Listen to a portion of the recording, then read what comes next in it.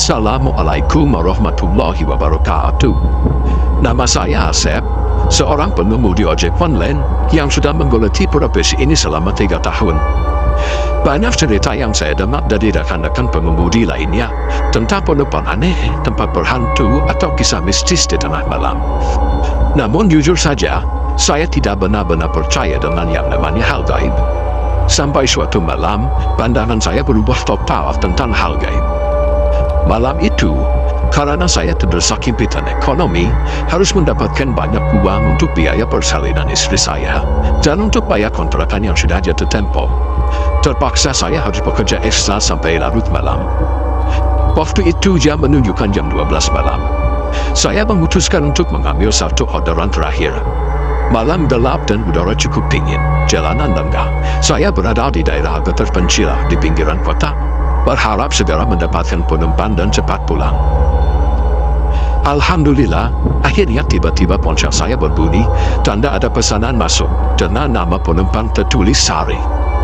Lokasinya di sebuah gang kecil yang saya jarang melewati.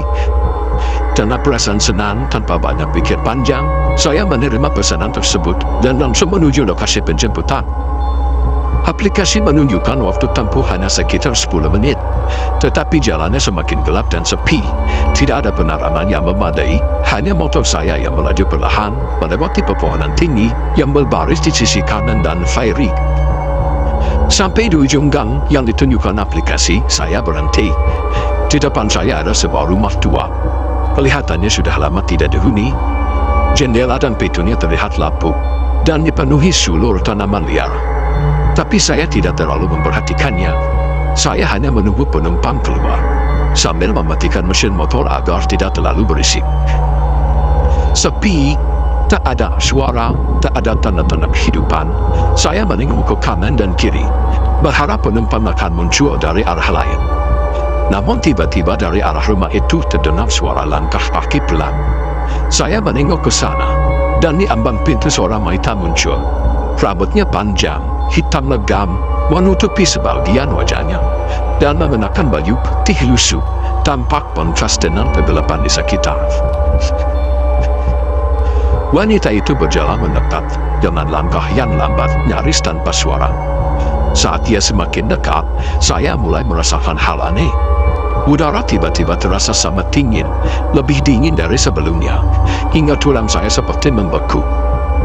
Tapi saya mencoba profesional. Selamat malam, Mbak Saria. Saya bertanya dengan suara yang berusaha terdengar tenang. Meski hati saya mulai merasa tidak nyaman. Dia tidak menjawab, hanya menggembuk pelan, lalu naik ke belakang motor saya. Namun ada yang berbeda dengan caranya duduk. Badannya terasa sangat ringan, hampir seperti tidak ada beban di belakang saya. Padahal motor saya tidak pernah separasa seperti itu ketika ada penumpang. Saya menjalankan motor, berusaha mengabaikan perasaan aneh yang terus menghantui. Di tengah perjalanan, saya mencoba mengajak bicara. Mbak, tujuan kita kemana? Saya tahu sebenarnya alamat sudah tertera di aplikasi, tapi saya ingin memastikan. Ia pun menjawab pelan. Suaranya hampir tidak terdengar. Ke Jalan Karet, Mas, katanya. Jalan Karet? Nama itu terdengar familiar. Tapi saya tidak ingat pernah mengantarkan penumpang ke sana sebelumnya. Rasanya jalan itu sangat sepi dan jarang dilewati orang, terutama di malam hari. Namun saya tetap memacu motor ke arah yang ditujukan. Semakin jauh kami melaju, suasana semakin sunyi. Pohon-pohon besar mulai membentang di sepanjang jalan, hampir menutupi seluruh jalan. Menyisakan sedikit cahaya dari lampu motor. Hawa dingin semakin menusuk dan jantung saya mulai berdetak kencang, tanpa alasan yang jelas. Saya mencoba melirik kaca spion, tapi yang saya lihat membuat darah saya berhenti mengalir. Kaca spion yang biasanya memancarkan bayangan penumpang, kali ini hanya menunjukkan kursi kosong di belakang saya. Tidak ada siapa-siapa, padahal saya jelas-jelas bisa merasakan kehadirannya di sana. Keringat dingin mulai mengalir di pipi saya. Saya berusaha menenangkan diri, berpikir bahwa mungkin ini hanya kesalahan cahaya atau bayangan. Namun perasaan tidak nyaman semakin besar. Saya mempercepat laju motor, berharap cepat sampai tujuan. Tapi setiap kali saya menengok kaca spion, tidak ada penumpang di sana. Jantung saya semakin berdebar, dan di setiap kali saya melihat ke jalan di depan, terdapat banyak kuburan yang membentang. Suasana begitu sunyi, tidak ada suara angin, tidak ada suara hewan malam, hanya deru motor dan detak jantung saya yang berirama cepat. Ketika kami sampai di jalan karet, saya merasa lega karena perjalanan hampir selesai. Tapi anehnya, jalan itu benar-benar kosong, tidak ada satupun rumah di sana.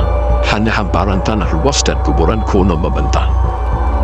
Saya berhenti di tempat yang ditunjukkan aplikasi. Saya menoleh ke belakang untuk memberitahu penumpang bahwa kami sudah sampai. Tapi yang saya lihat membuat darah saya benar-benar membeku. Wanita itu berdiri di pinggir jalan, tidak lagi di atas motor. Wajahnya masih tertutup rambut, dan matanya menatap tajam ke arah saya, diiringi dengan senyum kecil di bibir pucatnya. Dia melangkah mendekat perlahan, dengan langkah-langkah yang nyaris tak terdengar. Saya tidak bisa bergerak, saya hanya bisa menatap dengan ketakutan. Ketika dia semakin dekat, saya bisa melihat wajahnya, bukan hanya pucat, tapi seperti tidak bernyawa.